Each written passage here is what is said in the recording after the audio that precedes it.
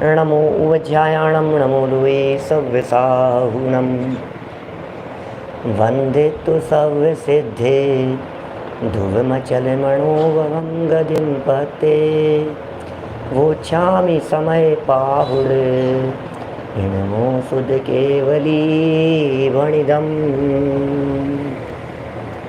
नमः समय साराय स्वानुभूत्या चकासते चेत स्वभावाय भावाय सर्वभावांतरच्छिदे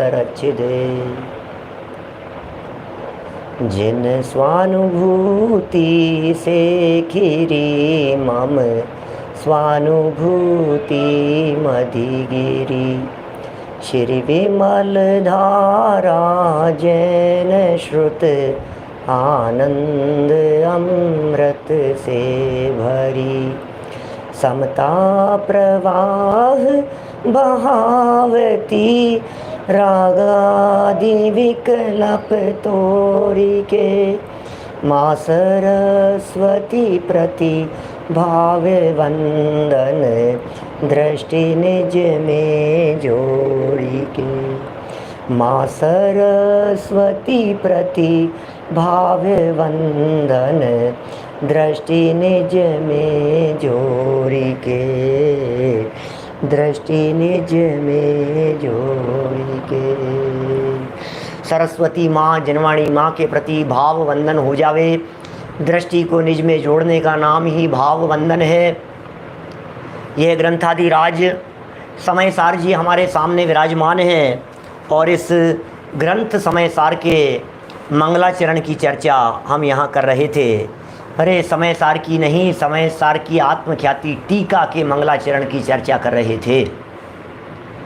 आचार्य कुंद कुंद स्वामी ने समय सार लिख करके मानो हम पर अनंत अनंत उपकार किया है और अमृत चंद्र स्वामी ने उसकी टीका लिख करके माने उससे भी बहुत बड़ा कार्य किया है। यदि कुंद कुंदाचार्य देव की ग्रंथ की गाथाओं के ऊपर अमृत चंद्र स्वामी की टीका नहीं होती तो सच कहें हम कुंद कुंदाचार्य देव के हृदय के मर्म को कौन जानता। हमारी सामर्थ्य नहीं है, हमारी शक्ति नहीं है कि हम कुंद कुंदाचार्य देव के हृदय में बैठकर ये ऐसे रहस्य निकाल पाते।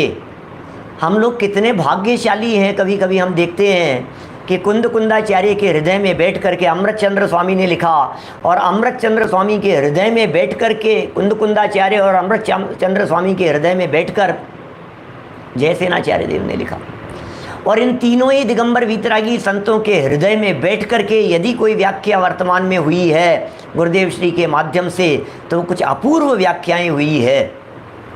हमें महाभाग्य से ये सब चीज़ें मिल गई है। महान भाग्य है हमारा जो ये ग्रंथाधिराज हम तक अत्यंत सुरक्षित रूप से 2000 वर्षों बाद में भी उपलब्ध हो गया है। हम इसके ग्रंथ के प्रारंभ के पूर्व आत्मख्याति टीका के जो 3 कलश हैं उनमें से 2 की चर्चा आपके बीच में कर चुके हैं। अमृत चंद्राचार्य अध्यात्म के सर्वश्रेष्ठ व्याख्याता प्रवक्ता कहें इस पंचम काल में हुए हैं। उनसे उत्कृष्ट व्याख्याता इस धरती पर, इस धरातल पर अध्यात्म की व्याख्या करने वाला कोई दूसरा नहीं दिखाई देता है। मैं अन्य वीतरागी संतों का अपमान नहीं करता हूँ, लेकिन गजब की व्याख्याएं ये अमृत चंद्र स्वामी के माध्यम से हुई है। पहले कलश में नमः समय साराय कहकर, नमः समय साराय कहकर त्रिकाली ध्रुव ज्ञायक भगवान आत्मा समय सार स्वरूप शुद्ध आत्मा उसे वंदन किया। उस शुद्ध आत्मा को नमस्कार किया। सबसे पहला नमस्कार उस शुद्ध आत्मा के लिए है। फिर उस शुद्ध आत्मा के लिए जो नमस्कार किया और उसमें 4 विशेषण बतलाए, हम उन सब की चर्चा आपके बीच में कर चुके हैं। भावाय, चित स्वभावाय, सर्वभावांतरच्छिदे और स्वानुभूत्या चकासते, इन सब की चर्चा हो गई। कल हमने आपके बीच में दूसरे कलश की चर्चा की थी जिसमें अनेकांतमयी मूर्ति को वंदन किया था। अपेक्षित विस्तार से वे चर्चाएं भी आपके बीच में हो गई थी। अनंत धर्मणस्तत्वम पश्यन्ति प्रत्यात्मनः। हमने प्रत्यगात्मनः का अर्थ आपके बीच में किया। पूर्वाचार्यों के अनुसार प्रत्यगात्मनः मतलब भिन्न आत्मा, और भिन्न मतलब किससे भिन्न, तो यहाँ बात अत्यंत स्पष्ट दी गई। पर से भिन्न, पर के भावों से भिन्न, पर की पर्यायों से भिन्न, और अपने में पर के लक्ष्य से उत्पन्न होने वाली विकारी परिणति से भी कथनचित भिन्न। पर के द्रव्य, पर का गुण, पर की पर्यायें, उनसे तो सर्वथा भिन्न, और अपनी विकारी परिणति से कथनचित भिन्न। कौन? ऐसे शुद्ध आत्म तत्व को दिखाने वाली यह अनेकांतमयी मूर्ति, माने ये सरस्वती, ये जनवाणी माँ, ये सदा प्रकाशित रहे, सदा जयवंत रहे। इस तरह का ये दूसरे कलश में मंगलाचरण किया गया था। और ये जो आत्मा को प्रकाशित करने वाली, जयवंत रहने वाली ये जो माँ सरस्वती है, इसका सच में यदि अर्थ किया जाए तो सम्यक ज्ञान ज्योति के अर्थ का प्रयोग किया गया है। हम सब जानते हैं और जानने योग्य है कि अमृतचंद्राचार्य देव इस पूरे ग्रंथ समय सार में कदम पर सम्यक ज्ञान ज्योति को वंदन करेंगे। कदम कदम पर ऐसा कहेंगे, सम्यक ज्ञान ज्योति को वंदन करता हूँ, सम्यक ज्ञान ज्योति को वंदन करता हूँ। इस तरह की बातें, ज्ञान ज्योति को वंदन करने की बात कही है। ये जो सरस्वती है जिसे सम्यक ज्ञान कहा गया है, यह सम्यक ज्ञान केवल ज्ञान भी हो सकता है। क्या? केवल ज्ञान भी हो सकता है। और यदि इसका प्रयोग दूसरे अर्थ में किया जाए तो श्रुत ज्ञान भी हो सकता है। माने जिस स्यादवादमयी वाणी को, अनेकांतमयी वाणी को यहाँ वंदन किया है, भी होते हैं। अनेकांत को नए मूलक कहा गया है। क्या? नए मूले अणेयन्ते, ऐसा माइल्य धवल स्वामी का वचन है। नए मूलम अणेयन्ते, अनेकांत के मूल में नए है, स्यादवाद के मूल में नए है, और नए श्रुत ज्ञान में लागू होते। क्या? नए कहाँ लागू होंगे? बोले नए तो श्रुत ज्ञान में लागू होते हैं। 5 प्रकार के ज्ञान है ना, मति ज्ञान, श्रुत ज्ञान, अवधि ज्ञान, मने परिय ज्ञान, केवल ज्ञान। तो इसमें जो श्रुत ज्ञान है, उस श्रुत ज्ञान में ही नए लागू होते हैं। और जिस श्रुत ज्ञान में नए लागू हो रहे हैं, वे श्रुत ज्ञान, वह श्रुत ज्ञान सम्यक ज्ञान स्वरूप है। और संपूर्ण द्वादशांगमयी जो जनवाणी है वो नयों के रूप में लिखी गई है। नत्थि नये ही विहुणम सुत्तम अथो वजिनवर मदमही तोणय वादे निऊणा मुणो सिद्धंतियाँ होंती। धवलाकार वीरसेन स्वामी का वचन है ये। हमारे यहाँ जितने भी सूत्र, अर्थ, गाथाएं, व्याख्याएं, जो कुछ भी उपलब्ध है, ये नए ज्ञान के बिना नहीं है, नए के बिना नहीं है। इस तरह से हम यहाँ ये कह सकते हैं कि यहाँ जो जनवाणी को वंदन किया है, जो सरस्वती को वंदन किया है, उसमें पहला केवल ज्ञान को वंदन किया, और प्रकारांतर से देखें तो सम्यक ज्ञान स्वरूप श्रुत ज्ञान को वंदन किया। अब ये जो श्रुत ज्ञान है, ये श्रुत ज्ञान भी 2 प्रकार का है। श्रुत, एक द्रव्य श्रुत होता है, एक भाव श्रुत होता है। द्रव्य श्रुत है जनवाणी, और भाव श्रुत है वो श्रुत ज्ञान। तो दोनों को यहाँ वंदन हो गया। और नित्य जयवंत वर्ते की बात कह करके तो गजब कर दिया है भाई साहब। हम ये भावना भाते हैं कि ये जनवाणी की चर्चाएं, ये भेद विज्ञान की बातें, ये आत्मा को परमात्मा बना देने वाली बातें, ये जन जन में प्रसारित होती रहे। भव भवांतरों में जब तक संसार दशा है तब तक हमें प्राप्त होती रहे, हमारी आगामी पीढ़ियों में प्रवर्तमान रहे, हमारे साधर्मियों के बीच में, उनके परिवारों में, जन जन में ये समय सार की चर्चाएं गूंजती रहे। इसका नाम है नित्यमेव प्रकाशताम। ये नित्यमेव प्रकाशताम है भाई साहब। क्या? नित्यमेव प्रकाशताम। भाई साहब, यहाँ अंतिम चरणों में अपन चर्चा कर रहे थे कल, उसमें यह बतलाया जा रहा था विद्यमान 20 तीर्थंकरों के माध्यम से ढाई द्वीप के पंच विदेह क्षेत्रों में तो यह दिव्य ध्वनि अनवरत रूप से चल ही रही है और चलती ही रहती है। 5 विदेह क्षेत्र और उनके 20 ऐसे स्थान पूरे ढाई द्वीप में जहाँ तीर्थंकर परमात्माओं का सद्भाव है। अब ये आगे कह रहे हैं कि वहाँ तो है, लेकिन हमारा क्या होगा? तो कहते हैं भाई साहब, जिस तरह से परंपरा से आज हमें जिनवाणी की प्राप्ति हो गई है, हम यह भावना भाते हैं कि इसी तरह से ये जिनवाणी जो कि नित्य बोधनी है, जो कि सम्यक दर्शन की प्राप्ति के लिए अनिवार्य निमित्त है, जिसे देशना लब्धि कह करके पुकारा गया है, वो हमेशा उपलब्ध रहे। अरे कम से कम रहे तो सही। कितनी ही चीज़ें घर में ऐसी होती है जिनके बारे में हम ये विचार करते हैं रहनी तो चाहिए, आज काम नहीं आ रही है। अरे घर के सारे सामान क्या रोज हैं आपके, तो फिर क्यों लेकर के आए हो? में कुछ दिन के लिए भी काम आता है तो भी हमारा मन ये करता है घर में रहना चाहिए। लौकिक सामानों की बात कर रहे हैं, घर गृहस्थी के सामानों की बात कर रहे हैं भाई साहब। आपके घर में रजाई कब काम आती है? बोले साल में 2-3 महीना, सर्दियों के दिनों में। तो फिर रखते क्यों हो उसे साल भर? कि नहीं, जब जब ठंड पड़ेगी तो काम आएगी। छतरी रहती है आपके घरों में, छतरी है या नहीं है? तो क्यों है आपके घर में छतरी? कि जब कभी बरसात आ जाए तो काम आ सकती है, रहनी तो चाहिए हमारे पास में। इसी तरह से ये कह रहे हैं कि आपको ये देशनालब्धि की चर्चा क्यों कर रहे हो? अरे भाई साहब, रहनी तो चाहिए, नित्य उपलब्ध रहेगी तो फिर जब चाहेंगे तब काम कर लेंगे। इसलिए हम ये कहते हैं ये समय सार ग्रंथाधिराज घर घर में रहना चाहिए। क्या घर घर में उपलब्ध रहना चाहिए समय सार ग्रंथ।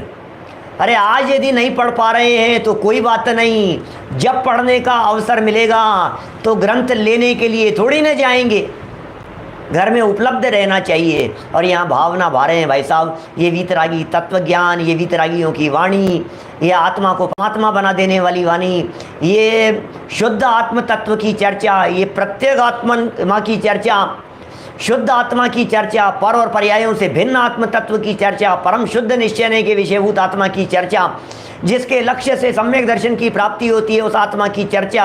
अरे कम से कम चर्चा तो घर में, हमारे दिलो दिमाग में। वैसे यदि दूर दूर जाते जाएं तो कह सकते हैं, और नज़दीक नज़दीक आते जाएं तो दूसरे प्रकार से भी कहा जा सकता है।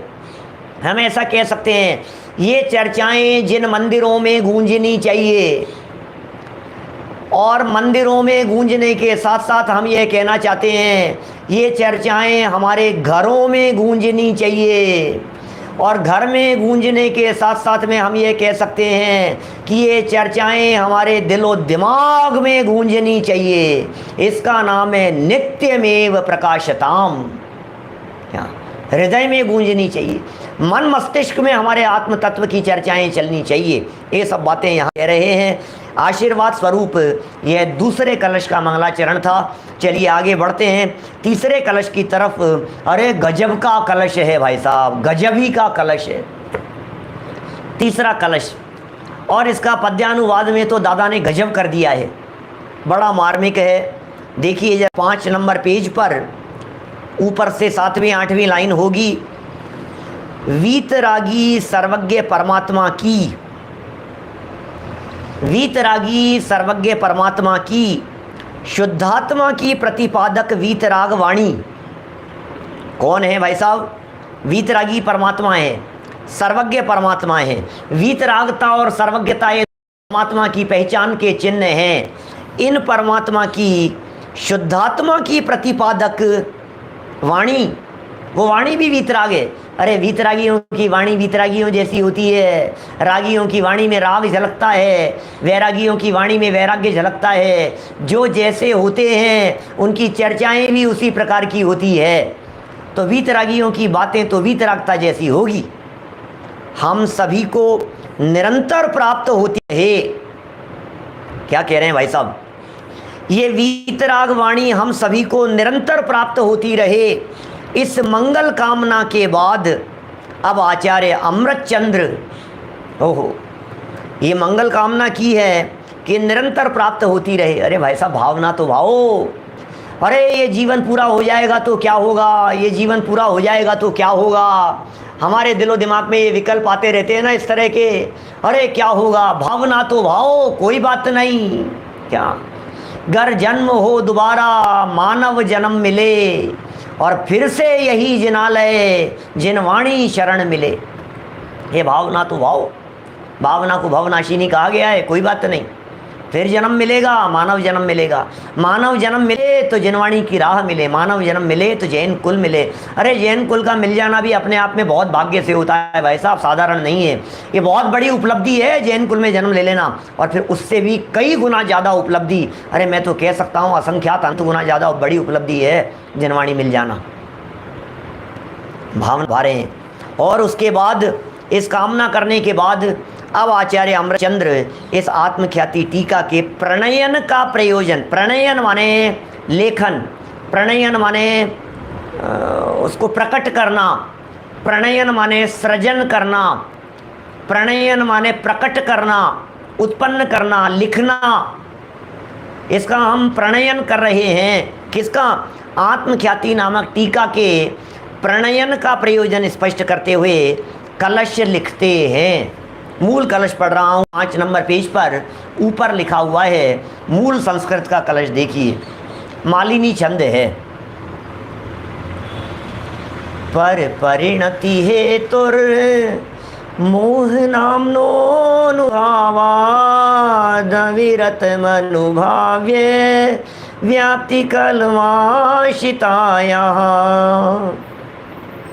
मम परम विशुद्धि शुद्ध चिन्ह मात्र मूर्तेर, भवतु समय सारे व्याख्यैवानुभूते। क्या गजब बात है भाई साहब। मम परम विशुद्धि, ओह क्या शब्द दिए हैं, जरा देखिए। जिसका पद्यानुवाद इस प्रकार है। पद्यानुवाद सुनिए जरा, क्या पद्यानुवाद कह रहे हैं। अमृतचंद्राचार्य के हृदय में झांकने की कोशिश करेंगे। इस कलश में अमृतचंद्राचार्य देव अपना परिचय दे रहे हैं। क्या? अमृतचंद्राचार्य देव ने इस कलश में अपना परिचय बतलाया है, अपनी वर्तमान अशुद्धता को स्वीकार किया है। अपनी गलती की स्वीकृति अपने आप में एक बहुत बड़ी बात है। आप सोचिए जरा, हमारे ये आदर्श सर्वोत्कृष्ट ऐसे आचार्य देव अपनी गलती को कहना मात्र नहीं, अरे विचारना मात्र नहीं, लोगों को तो अपनी गलती विचार में नहीं आती है। कहना तो बहुत बड़ी बात है, और कहना कदाचित कोई कह भी देवे और कहें रिटर्न में लिख करके दे देवे, ये तो भाई साहब कोई विरले ही हो सकते हैं, और ऐसा कार्य अमृतचंद्र स्वामी ही कर सकते हैं। तो इस कलश में कितनी तरह की बातें, अपने आप का परिचय भी दिया है, द्रव्य दृष्टि से अपना परिचय दिया, वर्तमान पर्याय की पामरता का ज्ञान भी कराया, इस ग्रंथ लिखने के प्रयोजन की बात भी की।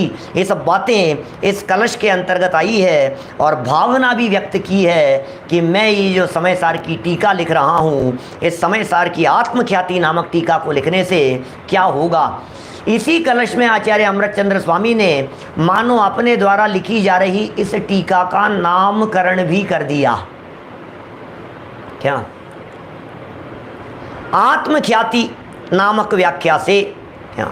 समय सार की मैं व्याख्या लिख रहा हूँ, ये बात भी यहाँ आ गई है। मूल कलश के अंदर तो नाम की चर्चा नहीं दिखती है, लेकिन अंत में जाकर के उन्होंने जब कलश लिखा तो वहाँ उन्होंने आत्मख्याति नामक व्याख्या की, उसकी चर्चा की है, मूल बात कही है। चलिए कलश पढ़ता हूँ भाई साहब, पद्यानुवाद पढ़ता हूँ। गुनगुनाने जैसे कलश हैं, ये सब गुनगुनाने जैसी पंक्तियाँ हैं। यद्यपि मैं तो शुद्ध मात्र चैतन्य मूर्ति हूँ, फिर भी परिणति मलिन हुई है मोहोदय से। परम विशुद्धि को पावे वह परिणति मेरी, समय सार की आत्मख्याति नामक व्याख्या से। क्या लिख रहे हैं भाई साहब? पहली लाइन में परिचय हो गया, यद्यपि मैं तो शुद्ध मात्र चैतन्य मूर्ति हूं। किसी ने पूछा आप कौन है भाई साहब? हे अमृतचंद्र स्वामी, हे मुनिराज, हम जानते नहीं हैं आप कौन हैं, आप कहाँ से आए हैं, हमने पहली बार आपको देखा है, आप कौन हैं? तो ये कह रहे हैं अरे यद्यपि, यद्यपि मैं क्या बताऊं आपको, यद्यपि मैं तो शुद्ध मात्र चैतन्य मूर्ति हूँ। अरे मैं तो शुद्ध हूँ और मात्र चैतन्य की मूर्ति हूँ, मात्र शुद्ध चैतन्य की प्रतिमूर्ति हूँ, त्रिकाली ध्रुव आत्म तत्व हूँ। द्रव्य दृष्टि से बात कही है इस पहली लाइन में, द्रव्य स्वभाव से बात कह दी है इस पहली लाइन में। सच्चाई तो यही है, मेरा मूल स्वरूप तो यही है कि मैं तो त्रिकाली ध्रुव आत्मा हूँ। मेरा मूल स्वरूप तो यही है कि मैं तो बना बनाया भगवान हूँ। मूल बात तो यही है कि मैं तो परम शुद्ध तत्व हूँ। क्या क्या भाई साहब, क्या गजब की बात कह रहे हैं। यद्यपि मैं तो, कौन कह रहा है ये, कौन कह रहा है? ये मेरा परिचय भी है, ये अमृतचंद्राचार्य देव का परिचय भी है। ये अमृतचंद्राचार्य देव अपना परिचय लिख रहे हैं। मैंने कई बार जब कुंदकुंदाचार्य देव की चर्चा चलती है और कुंदकुंदाचार्य देव के बारे में कहना होता है तो मैं एक बात कहता हूँ, उसी बात को आज मैं यहाँ अमृतचंद्राचार्य के रूप में कहना चाहता हूँ। अमृतचंद्राचार्य देव ने पूरी आत्मख्याति में अपने बारे में कहीं कुछ नहीं लिखा। हमारे ये वीतरागी संतों की एक बड़ी विशेषता ही रही है संजय जी साहब, एक बहुत बड़ी विशेषता रही है हमारे वीतरागी संतों की कि उन्होंने बड़े बड़े विशाल ग्रंथों की रचना करने के बाद भी, मूल ग्रंथ रचने के बाद, विशाल टीकाएं व्याख्याएं रचने के बाद, करने के बावजूद भी उन्होंने अपने बारे में कहीं कुछ नहीं लिखा। और जब कभी हम उनकी तुलना में अपने आप को देखते हैं, अन्य लोगों को देखते हैं, तो ऐसा लगता है कि भाई साहब कि मानो ये जो लिखा है, अरे एक लेख भी लिखेगा तो उस लेख में नीचे अपना नाम होगा, अपना पता होगा, अपना ईमेल एड्रेस होगा, अपना फ़ोन नंबर होगा, और बस चले तो पूरा का पूरा बायोडेटा छाप देवे। एक 3 पेज का 2 पेज का लेख क्या लिख दिया, उसमें मैं कौन हूँ लिखने वाला, लो साहब ये पूरा ग्रंथ लिख दिया। और हमारे इन वीतरागी संतों ने अपने आप के बारे में कुछ नहीं लिखा। उमा स्वामी आचार्य कम से कम लिखकर अधिक से अधिक प्रसिद्धि प्राप्त करने वाले, ओहो क्या बताएं भाई साहब। कुंदकुंदाचार्य देव पंच परमागमों की रचना की और कुछ नहीं मिलता। अमृतचंद्राचार्य देव कुछ नहीं मिलता उनके बारे में। सुनो जरा, मैं जो वाक्य कहता हूँ बहुत महत्वपूर्ण वाक्य है कि कुंदकुंद स्वामी और अमृतचंद्र स्वामी ने अपने बारे में कहीं कुछ नहीं लिखा, लेकिन ध्यान रखना अपने को छोड़ करके भी कुछ नहीं लिखा। क्या उन्होंने अपने बारे में कुछ नहीं लिखा, और उन्होंने जो कुछ लिखा वो अपने बारे में ही लिखा। क्या क्या स्वरूप है भाई साहब, क्या वस्तु स्थिति है, ये वस्तु स्वरूप है। वे अमृतचंद्र स्वामी अपने बारे में कुछ नहीं लिख रहे हैं। निर्मल चंद जी साहब अपने बारे में कुछ नहीं लिख रहे हैं, मतलब असमान जाति द्रव्य पर्याय का परिचय नहीं दे रहे हैं, लेकिन अपने ही बारे में लिख रहे हैं। मतलब क्या है कि अपने आप को जो शुद्ध चैतन्य मूर्ति स्वीकार करते हैं उसी के बारे में लिख रहे हैं, उसके अलावा और कुछ नहीं लिखेंगे। अरे जहाँ आत्मख्याति को, आत्म प्रशंसा को नीच गोत्र कर्म का कारण कहा जाता है, जहाँ आत्म प्रशंसा निंदनीय कही जाती है, वहाँ ये आत्मख्याति को कैसे आप आत्मख्याति की बात कर रहे हो। कि सुनो भैया, यदि असमान जातीय द्रव्य पर्याय से आत्मख्याति की बात होवे तो परात्म निंदा प्रशंसे सत सद्गुणोच्छादनो भावने चे नीचेर गोत्रस्य, नीच गोत्र कर्म के आश्रम का कारण है। बराबर समझ लेना इस बात को। यदि मैं इस असमान जातीय द्रव्य पर्याय की प्रशंसा करता हूं कि तुम्हें पता है मैं क्या हूं, क्या हस्ती हूं मैं, तुम्हें पता है मैं क्या चीज हूं मैं, क्या अभी 4 दिन पहले मेरा अखिल भारतीय सम्मान हुआ है। अरे क्या दम है भाई, तेरा नहीं हुआ है, तेरा नहीं हुआ है, ये समझ पहले। जो बात कही जा रही है, अरे तुम्हें पता है मैं कितना बड़ा लेखक हूं, तुम्हें पता है मैं कितना बड़ा विद्वान हूं, तुम्हें पता है मैं कौन हूं, मैं किसका बेटा हूं और मैं किसका बाप हूं। अरे भाई तू बैठा रहे, ये जो घमंड है ना, इसे उठा करके ताक में धर दे जरा एक बार, ये किसी काम का नहीं है। मैंने उस दिन भी कही थी अपने उद्बोधन में, मैंने कहा सुनो भाई, नरक की साई ये बढ़ाई 1.5 दिन की। ये आत्म प्रशंसा उमा स्वामी आचार्य कह रहे हैं, ये नीच गोत्र कर्म के आश्रव का कारण है। बात खत्म हो गई। लेकिन किसकी प्रशंसा? आत्म प्रशंसा माने असमान जाति द्रव्य पर्याय की प्रशंसा। और सुनो, अब उल्टा करता हूं, यदि सच में आत्म प्रशंसा होवे, जिसे तीर्थंकर परमात्मा 100 इंद्रों की हाजिरी में और गणधर आदि की उपस्थिति में नित्य फरमाते हुए प्रशंसा करते हैं, यदि ऐसी आत्मख्याति और अपने आप की प्रशंसा हो गई, क्या यदि प्रशंसा हो गई ऐसी अपने आप की, अपने गायक स्वभाव की प्रशंसा हो गई, तो सुनो, ऐसी आत्मख्याति और आत्म प्रशंसा के फल में आपको निगोद नहीं मिलेगा, आपको नरक नहीं मिलेगा, आपको नीच गोत्र कर्म की प्राप्ति नहीं होगी। अरे आपकी ऐसी आत्मख्याति के आधार पर तो आपका सम्मान होगा और आपको सिद्धालय में जाकर के विराजमान किया जाएगा। ये सच्ची आत्मख्याति है। अरे आत्मख्याति के पहले, आत्म प्रशंसा के पहले आत्म को समझ तो लो कि आत्म क्या है, मैं कौन हूं। अपने आप को जान नहीं रहा है और अपने आप की प्रशंसा में पागल हो रहा है, पहले समझ मैं कौन हूं। तो अमृतचंद्र स्वामी इस पहली ही लाइन में क्या कह रहे हैं, क्या कह रहे हैं भाई साहब? पहली ही लाइन में क्या कह दिया है? यद्यपि मैं तो शुद्ध मात्र चैतन्य मूर्ति हूं, फिर भी परिणति मलिन हुई है मोहोदय से। ओहो भाई साहब क्या कह रहे हैं? फिर भी परिणति अत्यंत मलिन हुई है। वर्तमान परिणति, भैया द्रव्य दृष्टि से तो शुद्ध हूँ, भैया द्रव्य दृष्टि से तो मैं परम पवित्र हूँ, भैया द्रव्य दृष्टि से तो मुझ में अशुद्धता का नामो निशान नहीं है, यह तो परम सत्य बात है। लेकिन फिर भी मेरी परिणति मलिन हुई है। ओहो, कौन कहे भाई साहब मेरी परिणति मलिन हुई है?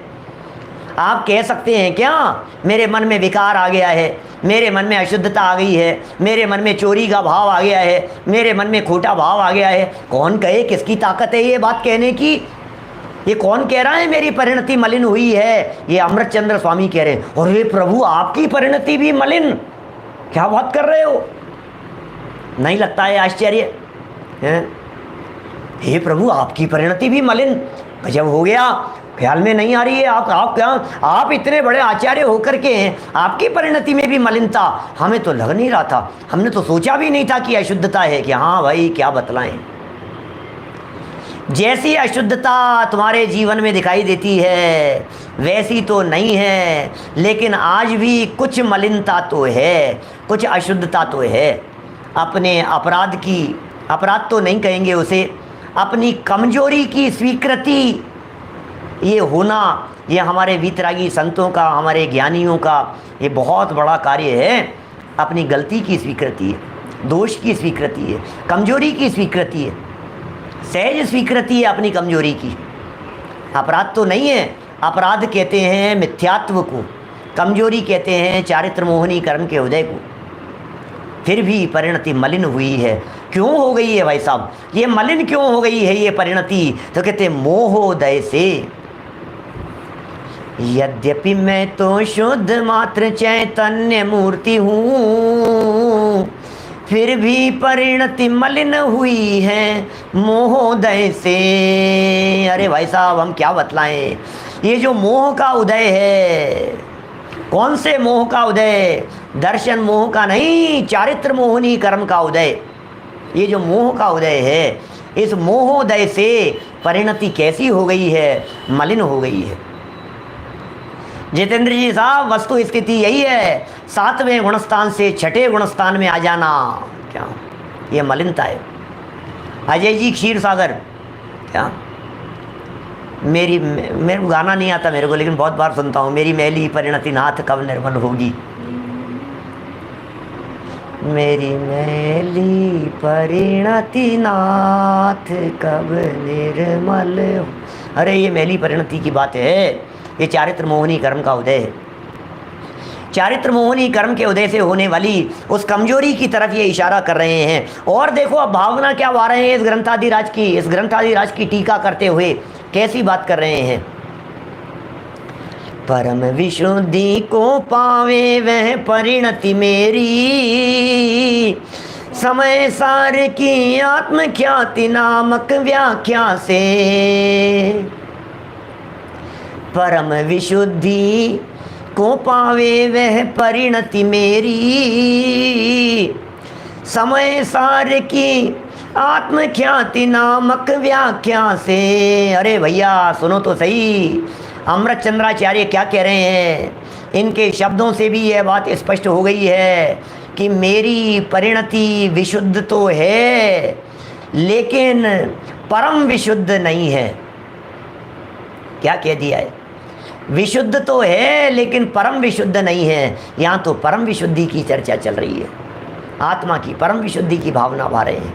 वर्तमान में जो रागजन्य किंचित मलिनता है, वर्तमान में जो लेखन पठन पाठन संबंधी किंचित मलिनता रह गई है, क्या मलिनता रह गई होगी। आगे दादा ने टीका के अंदर लिखी है बहुत सारी बातें, अपन करेंगे उन सब पंक्तियों के संदर्भ में चर्चा, इसको पढ़ेंगे। मुझे लगता नहीं है कि आज जो ये कलश पूरा हो पाएगा, और वैसे तो वास्तव में कलश कभी पूरे होते ही नहीं हैं, गाथाएँ कभी पूरी होती ही नहीं है कि साहब ग्रंथ पूरा कब होगा, ग्रंथ पूरा कब हो रहा है। अरे ये ग्रंथ कभी पूरे नहीं होते। जब हमारा मोक्ष मार्ग प्रकाशक ग्रंथ चल रहा था और संपन्न होने वाला था तो बहुत सारे लोग, पंडित जी और कितने दिन चलेगा, पंडित जी कब पूरा हो रहा है, फिर समय सार का विकल्प आ रहा है बहुत, कब शुरू होगा समय सार, ये मोक्ष मार्ग प्रकाशक कब पूरा होगा। मैंने कहा मोक्ष मार्ग प्रकाशक तो तब पूरा होगा जब परिणति में मोक्ष मार्ग का प्रकाशन हो जाएगा। समय सार ग्रंथ कब पूरा होगा। गाथा कभी पूरी नहीं होती है, कलश कभी पूरे नहीं होते हैं। क्या तो कैसे होते हैं। अरे ये तो जब समय सार मय हो जावे, जब सिद्धत्व की प्राप्ति हो जावे। हमारे यहाँ संपन्नता तो सिद्धत्व की प्राप्ति में कही जाती है, अदरवाइज तो मार्ग है चलते रहो चलते रहो चलते रहो भाई साहब, ख़त्म नहीं होता है यहाँ कुछ भी। देखिए बड़ी गजब की पंक्तियाँ हैं, वापस पढ़ता हूँ फिर इसका भाव और मर्म आपको बतलाऊंगा कि अमृत चंद्राचार्य के हृदय में क्या चल रहा था और वास्तव में फिर इसकी टीका करने से उन्हें क्या प्राप्त हुआ। यद्यपि मैं तो शुद्ध मात्र चैतन्य मूर्ति हूँ, फिर भी परिणति मलिन हुई है मोहोदय से। देखिए परिणति शब्द पर्याय का सूचक है क्या, और मैं पर्याय नहीं हूँ। परिणति मलिन हुई है, मैं तो शुद्ध हूँ, परिणति मलिन हुई है तो मैं कौन हूँ। बोले मैं तो त्रिकाली आत्मा हूँ। तो मैं तो त्रिकाली आत्मा हूँ तो मैं तो शुद्ध हूँ, और ये जो परिणति है, ये जो परिणमन है, क्या ये परिणमन में अशुद्धता है। अरे कोई बात नहीं, मैं तो स्वस्थ ही हूँ, ये तो ऊपर ऊपर है। ये जो गंदगी दिखाई दे रही है ये तो ऊपर ऊपर दिखाई दे रही है, कपड़ा तो अंदर में पवित्र ही है। क्या गोल्ड तो शुद्ध ही है, जो मिलावट है वो मिलावट तो बाहर ही है भाई साहब। सोने में कितनी अशुद्धता है। कितना कैरेट का है ये, 24 कैरेट का, नहीं ये तो 18 कैरेट का है, नहीं ये तो 22 कैरेट का है। तो बाकी बोले अशुद्धता है, कितनी अशुद्धता है। अरे ये सोने के अंदर तो खोट है। अरे सोने में खोट नहीं होती, खोट तो मिलावट में होती है। क्या खोट तो मिलावट में होती है भाई साहब। तो यहाँ कह रहे हैं मैं तो शुद्ध हूँ और मुझ में मिलावट है नहीं, लेकिन जो ये वर्तमान पर्याय है, वर्तमान पर्याय जो छठे सातवें गुणस्थान वर्ती है, वर्तमान पर्याय में अभी जो संज्वलन कषाय जन्य राग दिखाई दे रहा है, ये राग मलिनता है। और क्या होगा ये कह रहे हैं, परम विशुद्धि को पावे वह परिणति मेरी, समय सार की आत्मख्याति नामक व्याख्या से। अवनीश भाई क्या कह रहे हैं? क्या परम विशुद्धि, विशुद्धि और परम विशुद्धि, विशुद्धि कहते हैं तीन कषाय के अभाव में वर्तने वाली परिणति का नाम है विशुद्धि। और वो विशुद्धि तो चल रही है नॉन स्टॉप 24 आवर्स, और वह शुद्ध परिणति चलती चलती जब शुद्धोपयोग में कन्वर्ट हो जाती है, जब आत्म स्वभाव के साथ में उपयोग तन्मय तल्लीन हो जाता है, तब वह विशुद्धि परम विशुद्धि में बदल जाती है। क्या ख्याल में आई क्या बात? यद्यपि दोनों ही काल में वे वीतरागी संत छद्मस्त ही रहेंगे। अभी व्याख्या तो अलग अलग तरह से की जा सकती है। छद्मस्त अवस्था है तब तक विशुद्धि है, क्योंकि केवल ज्ञान नहीं हुआ है, अभी अपूर्णता है। लेकिन वो बात नहीं लगाना अभी यहाँ, इसलिए नहीं लगाना क्योंकि अमृत चंद्राचार्य जानते हैं, पंचम काल के संत हैं ना अमृत चंद्र स्वामी, चौथे काल में तो हुए नहीं है, तो केवल ज्ञान की प्राप्ति तो होगी नहीं। सोचना, गंभीरता से विचार करना, केवल ज्ञान की प्राप्ति तो उन्हें होगी नहीं, निर्वाण की प्राप्ति तो उन्हें अभी इस काल में होगी नहीं, तो फिर परम विशुद्धि की प्राप्ति का मतलब क्या है? और कह रहे हैं समय सार की व्याख्या से परम विशुद्धि की प्राप्ति।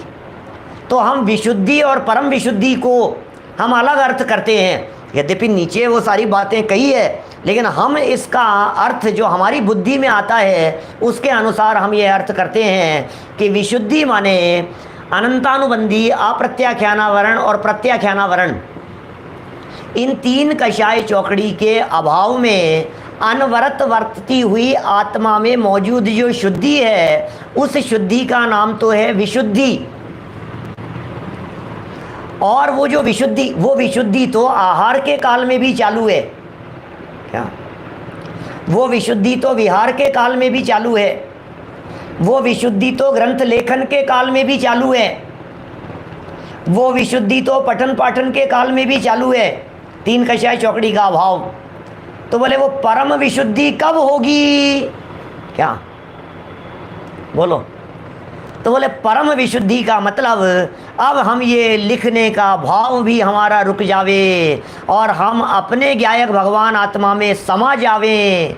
तो बोले कैसे होगा ये काम कि समय सार की इस व्याख्या से, कि गजब कर रहे हो पंडित जी, गजब कर रहे हो आचार्य देव, समझ में नहीं आ रही है, ऐसा कैसे हो जाएगा समय सार की इस व्याख्या करने से? क्योंकि समय सार की व्याख्या करना तो शुभ भाव है। इस शुभ भाव से कैसे परम विशुद्धि हो जाएगी कि भैया समय सार की व्याख्या करते करते समय सार में जिस शुद्ध आत्मा की चर्चाएं की है, समय सार में जिस भगवान आत्मा के गीत गाए हैं, समय सार में जिस चैतन्य तत्व की परम शुद्ध निश्चय के विषयभूत चैतन्य तत्व के गीत गाए हैं, उसकी व्याख्या करते करते हम अपने आप को उस त्रिकाली ध्रुव आत्म तत्व के साथ में एकाकार कर लेवें, इसका नाम है परम विशुद्धि की प्राप्ति। और सुनो, तीसरे कलश के अंदर तो लिखा है कि समय परम विशुद्धि को पावे वह परिणति मेरी। ध्यान दीजिएगा, बड़े गजब के शब्द हैं। धर्मेंद्र जी साहब क्या कह रहे हैं? परम विशुद्धि को पावे वह परिणति मेरी, मेरी वह परिणति परम विशुद्धि को पावे। कैसे पावे? कैसे पावे बताओ? तो कह रहे हैं समय सार की आत्मख्याति की जब मैं व्याख्या करूँगा, आत्मख्याति नामक जो व्याख्या लिखूँगा, मैंने समय सार की जब मैं टीका लिखूँगा, तो मेरी परिणति में परम विशुद्धता आ जाएगी। तो कोई व्यक्ति हम आप जैसा मन चला डेढ़ अकल ये कहे कि अमृतचंद्र स्वामी बाद में पूछे, अभी तो आप लिखना शुरू कर रहे हो तो आपने कह दिया कि इसके माध्यम से परम विशुद्धि होगी। कोई व्यक्ति बाद में ये पूछे कि प्रभु आपने ये कहा था कि इससे ऐसा परम विशुद्धि हो जाएगी, अब आपने टीका कर ली है, क्या परम विशुद्धि हुई कि नहीं हुई? हुई कि नहीं हुई परम विशुद्धि? आपने भावना भाई थी ना कि इससे परम विशुद्धि को प्राप्त हो। तो सुनिए जरा, इस ग्रंथादि राज समय सार की टीका संपन्न करते हुए यही अमृतचंद्र स्वामी अंतिम कलश में, सेकंड लास्ट नंबर कलश में, 277 नंबर के कलश में वे लिखते हैं कि मेरा जो कार्य था वो कार्य संपन्न हो गया और परम विशुद्धि की प्राप्ति हो गई। जरा निकालिए आप आपके सामने जो पुस्तकें रखी हुई हैं, 636 नंबर का पेज देखिए। क्या 636 नंबर का पेज देखिए। 277 नंबर का शार्दूल विक्रीडित कलश लिखा हुआ है, जरा देखिए, आपको समझ में आएगी बात। तीसरे कलश, 2 कलश तो मंगलाचरण के हो गए। पहले कलश में समयसार को वंदन कर दिया, दूसरे कलश में वंदन कर दिया अनेकांतमयी चैतन्य मूर्ति को, जनवाणी माँ को वंदन कर दिया, सरस्वती को वंदन कर दिया। अब तीसरे कलश में कहा कि मेरी परिणति में अशुद्धता है और टीका करने से शुद्ध हो जाएगी। तो अंतिम जब संपन्न कर रहे हैं, भूलते नहीं है बात को, और वो काम संपन्न हो गया है, तो 277 नंबर कलश में देखिए क्या लिख रहे हैं जरा। यहाँ समय सीमित है, इसलिए मैं कलश ऊपर संस्कृत भी नहीं पढ़ रहा हूँ, हिंदी भी नहीं पढ़ रहा हूँ, लेकिन कलश की उत्थानिका देखिए जरा, हिंदी में जो लिखी है। क्या ये कह रहे हैं, अब आचार्य देव एक छंद में इस बात की चर्चा करते हैं कि वे स्वयं अथवा कोई भी ज्ञानी जीव अनादि से कैसा था और आत्मानुभूति होने पर कैसा हो जाता है। क्या अब मैं आत्मानुभूति संपन्न हो गया। समझ में आ रही है क्या बात? देखिए जरा अंतिम शब्द देखिएगा, 636 पेज पर अंतिम लाइनें देखिए जरा क्या लिख रहे हैं। अंतिम लाइनें, अब अंत में टीका की निर्विघ्न समाप्ति पर मानो वे कह रहे हैं कि मेरा काम हो गया है। जो भावना मैंने भाई थी, कब भाई थी? तीसरे कलश में भावना भा रहे हैं ना अभी अपन जो कलश पढ़ रहे हैं, तीसरा कलश। जो भावना भाई थी वह अब पूर्ण हो रही है। क्या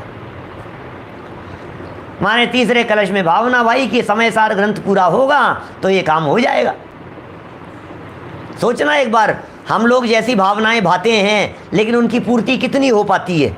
हम भावना भाते हैं मोक्ष मार्ग प्रकाशक पूरा होने के पहले पहले या पूरा होते होते परिणति में मोक्ष मार्ग शुरू हो जाएगा, इसको पढ़ते पढ़ते ऐसा हो जाएगा। जब ग्रंथ को शुरू करते हैं तो ऐसी भावनाएं भाते हैं, फिर क्या होता है भाई साहब, ग्रंथ पूरा हो जाता है, फिर जब दोबारा पढ़ते हैं, हाँ मेरी भावना है कि सम्यक दर्शन हो जाए, तो हुआ नहीं क्या पूरा पढ़ने के बाद में?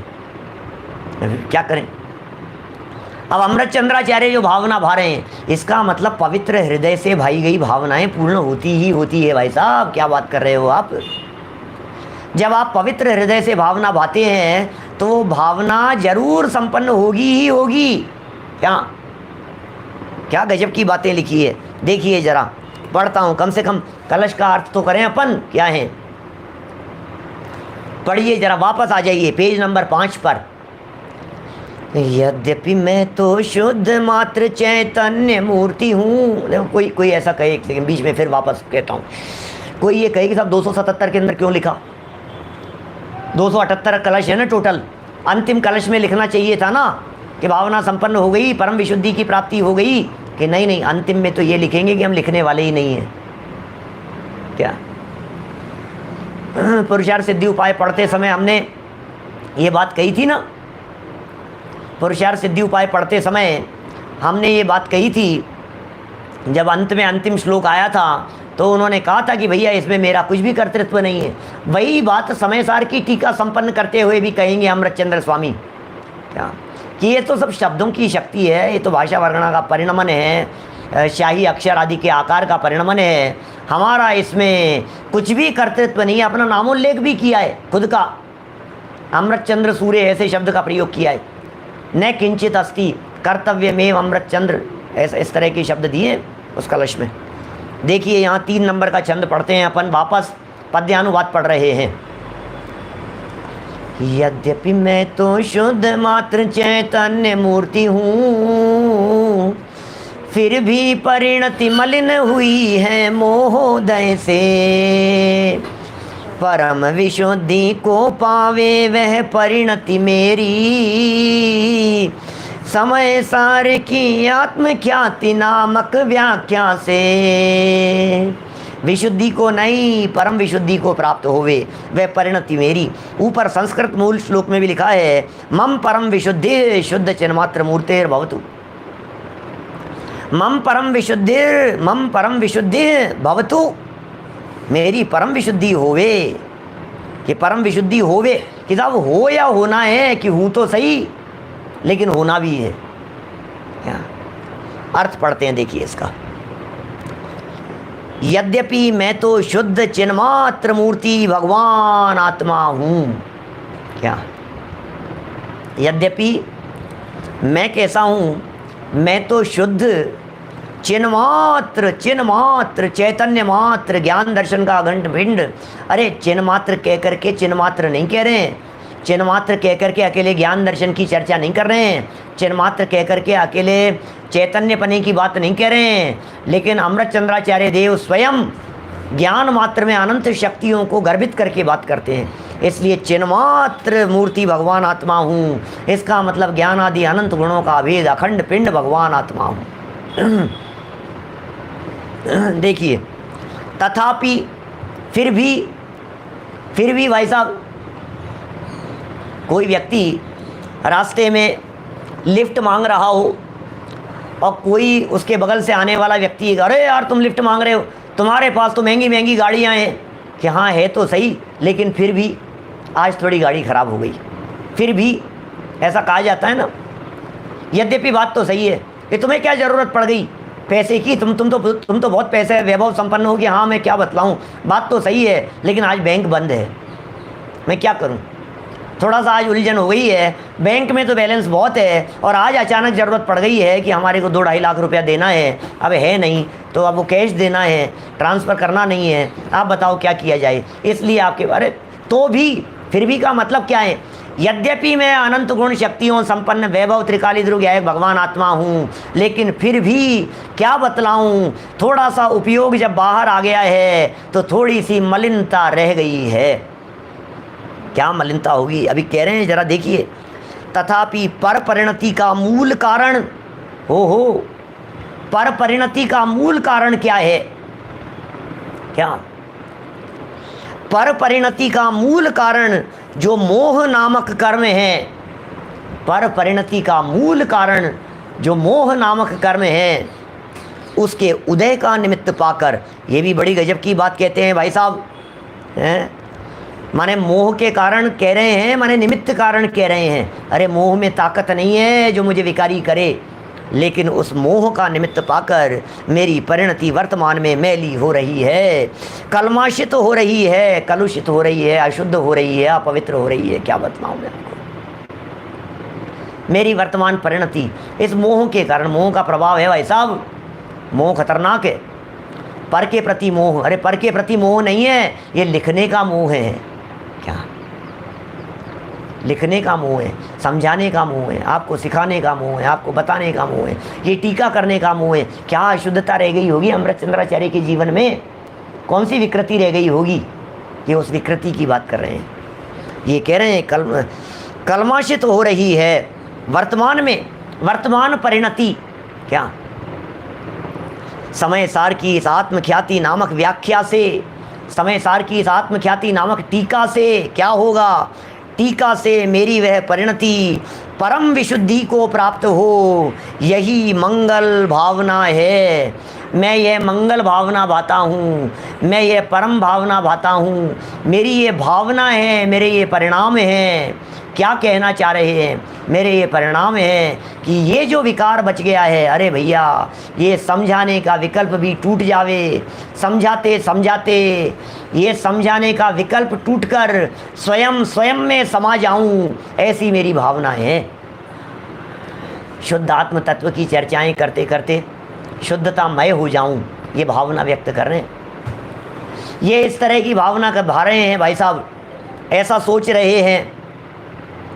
जैसे होता है ना, करते करते खुद ही उस रूप हो जाता है। बहुत बार इस तरह की स्थितियां बनती है कि जब आप किसी कार्य को बेमन से करने लगते हैं, फिर जब करते रहते हैं तो अंदर में ऐसा आ जाता है, अब तो उसमय ही हो गए हैं उस काम को करते करते। तो तो समय सार की टीका लिखते लिखते समय सार मैं हो जाऊं, ये भावना बाता हूँ। ग्रंथ समय सार की टीका लिख रहा हूँ, द्रव्य दृष्टि से समय सार रूप हूँ और पर्याय में समय सार मैं हो जाऊं, ये भावना व्यक्त कर रहा हूं। तो पर्याय में समय सार रूप कैसे होगा? समय सार की टीका से। समय सार की टीका लिखना तो शुभ भाव है, उससे कैसे होगा कि ये टीका लिखते लिखते जो शुद्ध आत्म तत्व की चर्चाएं दिलो दिमाग में गूंजेगी ना, बार बार में वही वही चर्चाएं चलेगी। शुद्ध आत्मा, ज्ञायक आत्मा, भगवान आत्मा, परम पारणामिक भाव वाला आत्मा, त्रिकाली आत्म तत्व, चैतन्य तत्व, ये जो बार बार में हमारी बातें चलेगी दिलो दिमाग में, तो क्या होगा? आगे भूताविष्ट ध्यानाविष्ट का एग्जाम्पल दिया है इन्होंने, जो जो जिस रूप है 96 नंबर की गाथा में, माने ऐसी ऐसी बातें हैं भाई साहब जो बार बार में वही वही वही वही वही वही हैमरिंग होनी चाहिए। अरे मैं डॉक्टर संजीव गोदा नहीं हूँ, अरे मैं ये नहीं हूँ, अरे मैं शरीर नहीं हूँ, अरे मैं देह मात्र नहीं हूँ, अरे मैं विकारी नहीं हूँ, अरे मैं अशुद्ध नहीं हूँ, मुझ में अशुद्धता नहीं है, मैं तो शुद्ध शुद्ध शुद्ध शुद्ध शुद्ध शुद्ध। तो ऐसा शुद्ध शुद्ध विचार करने वाला व्यक्ति शुद्ध ही हो जाता है। 186वीं गाथा के अंदर आचार्य कुंद कुंद स्वामी कहेंगे, शुद्ध जानेगा तो शुद्धता को प्राप्त होगा। और अमृत चंद्राचार्य देव ने अपने आप को ऐसा शुद्ध देखा है, अपने आप को ऐसा शुद्ध जाना है, अपने आप को ऐसा शुद्ध अनुभव किया है इस समय सार की व्याख्या करते हुए, और स्वयं ही समय सार मय हो गए हैं। ऐसी परम विशुद्धि को प्राप्त होने की यह मंगल कामना, मंगल भावना इस तीसरे कलश में व्यक्त की गई है। इस तरह से इस तीसरे कलश में अपने आप को शुद्ध चैतन्य मूर्ति बतलाया, ये द्रव्य दृष्टि से पर्याय अपेक्षा से वर्तमान विकार को बतलाया। द्रव्य दृष्टि या द्रव्य स्वरूप अनचेंजेबल है, पर्याय चेंजेबल है, और हमें पूरा भरोसा है कि हमने जो ये बीड़ा उठाया है इस समय सार ग्रंथ की व्याख्या करने का, यह करते करते अल्पकाल में हमारी परिणति भी समय सार मय हो जाएगी। हम सब की परिणति अमृत चंद्राचार्य तो कह रहे हैं टीका करते करते हो जाएगी, और मैं यह कह रहा हूँ कि इस टीका की व्याख्या वाचनिक रूप से करते करते हो जाएगी। और आप लोग भी भावना भा सकते हैं कि इस पूरी व्याख्या को सुनते सुनते हमारी भी परिणति निर्मल हो जाएगी। हम सब उस निर्मलता को प्राप्त करें, इसी पवित्र भावना से मैं बात को यहीं विराम दे रहा हूँ। जनवाणी निज निधि निज में बताई, यह अनंत उपकार है, उसके लिए जिन वाणी माँ को वंदना शत बार है, वंदना शत बार है।